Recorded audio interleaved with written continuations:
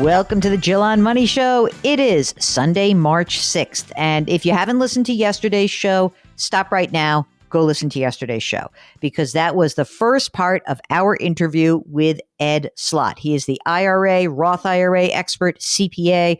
We really covered a lot of ground just in terms of planning for taxes for this year. This is the second part of our interview with Ed Slott. Do you think that there's a lot of money in Roth assets. So do you think that there is a world in which the Roth goes away? No, I'll tell you, Congress loves Roth IRAs. They're addicted to the income it brings in. Oh. They will never tell you that because it's their golden goose. And why? Because they are the world's Congress I'm talking about. Mm-hmm. They are the world's worst financial planners on earth. So why not take advantage of that? They only look at what they get up front. So they love Roth conversions. Every time for years since they eased up and allowed more people into the program, they saw boatloads of windfalls of tax revenue they use for all their other pet projects. So it's too good to be true. They won't kill their golden goose. Maybe they'll trim around the edges a little and say, well, if you take a distribution, these other things may be taxable or something like that. But they're not going to kill their golden goose. That's just my feeling. And they prove it over and over again. For example, in the Buildback Better bill, it's like the worst. I know. I hate it. The BBB. Yeah. There's a provision in there, separate from the provision I talked about, that for high income earners, they would ban Roth conversions outright. That's that provision if your income is over $400,000 single or $450,000 married joint. Mm-hmm. There would be a outright ban on Roth conversions. The other part I talked about, the Backdoor Roth, that's after tax. This is all right. Roth conversions. So now they're saying that they don't believe that high-income earners should be able to do these big Roth conversions. So they put this complete ban in the Buildback Better bill. And the interesting part is, which shows the secret I just gave you, that one provision, the effective date was 10 years out, for years after 2031. So on the one hand, Congress says we don't want these people converting with all their, high income, but we do like the income it brings in. So we're going to let that continue for 10 years because we love the revenue we get. It fits perfectly in our 10-year budget cycles.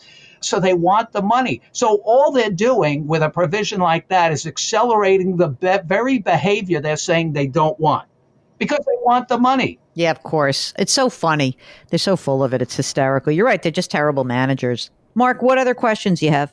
Ed, if people lose the ability to do Roth conversions, or the backdoor Roth, I should say, if they lose that ability, they obviously make too much money to do a regular Roth.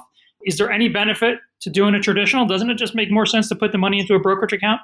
I think so, too, because, again, you could do a non-deductible IRA, but then you have people like that. They sounds good until they have to do the bookkeeping on it, so to speak, and keep track of what percentage of your IRA is non-deductible, what's deductible. You have to file that Form 8606 and report that every year. It's just you have to keep track of things, and it gets to be a pain in the neck for some people, and some tax professionals miss it altogether. I think you're better off, as long as you're doing that, put it into a regular brokerage account and get the benefit of lower capital gain rates. What do you think is the possibility? In Build Back Better, there was no conversation that seemed to be like people really pushing back on changing capital gains rates. What do you think the reality is on that front? That's more likely. I thought you were going to go to the third rail and say, are they going to touch step up in basis? And the answer to that is no. It never worked. Last year marked the 100th year, 100 years of step up in basis. And every time, if you look at the history over those 100 years that it came up, whenever there was income inequality and all of that stuff, they said, let's get these people and stop step up in basis. And every time they try to do it, it failed because in the end, it fell mostly on the unintended targets, people that were like a one-year millionaire. They had a sale of a house that went up in value. That's happening a lot now, or a sale of a business, and they got caught up in that. But there was a time in the 80s, if you remember, where the capital gain rates were the same as ordinary income rates and everything was fine. Do you remember that? Yeah, of course. You know my feeling on this. I know you hate this because this is really just me saying like fairness, even though I profit from a capital gains rate being at these low levels. It's insanity to me. It's insanity because it would not make a hill of beans of difference if you had, no one would say like, oh, I'm not going to invest anymore because I have to pay, I have to pay ordinary income on my gains. That's baloney. Everyone would invest. Maybe they wouldn't trade as much, which I think would be great. Fine. Or make it a 5-year hold period to get the good capital gains rates or something like good like that. I also think, by the way, the idea of excluding gains on housing is ridiculous. Completely ridiculous. I can't imagine how many more benefits the government has to give out to people who buy versus rent. It seems ludicrous to me. Well, the only thing with houses is, I'll give you an example. Years ago, my father died many years ago, but after that, my mother sold the house and we grew up in, and it's the same little house. He bought it for $16,000 and she sold it for $500,000. But that's what that house was worth then. I can't believe it. Mm-hmm. So a lot of that was just inflation. There was no real gains in there. Yeah, but that's the same with stocks. You would then have to apply that exact same thing. Oh, my mother worked at American Express and she bought shares for, pennies and now it's worth so much more. Well, a lot of stock increases has to do with inflation also. We make such a strange distinction on this. Right, that's true. The tax code could be way simpler if you just took away all this crap and just said, okay, everyone's going to pay tax whether you earn the dollar or whether you earn the dollar on an investment or a house. Like, it would be a much fairer tax system. I've had this rant for many years, so I'll just stop now. What else, Mark, do we need to know about the brain of Ed Slott and how we can make ourselves seem really smart right now? You don't see him, Joe, but we get a ton of questions from people asking about the back door. So how long do you suggest that they wait, Ed? Oh, you don't have to wait at all. No, I mean before we see if Buildback Better becomes a bill.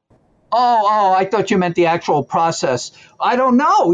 Every day I look at Congress and it's in, it's out. I'm just saying if anything passes, that's going to come, that's on the train already. Yeah. It's certainly, I think, worth waiting first few months of the year. I mean, Mark, what about if our general advice is like, let's check in on whether or not to do your backdoor Roth at the end of the first quarter. Let's see where we are. If it's like, hey, Joe Manchin has killed Buildback Better, there will be no part of it that passes. Fine.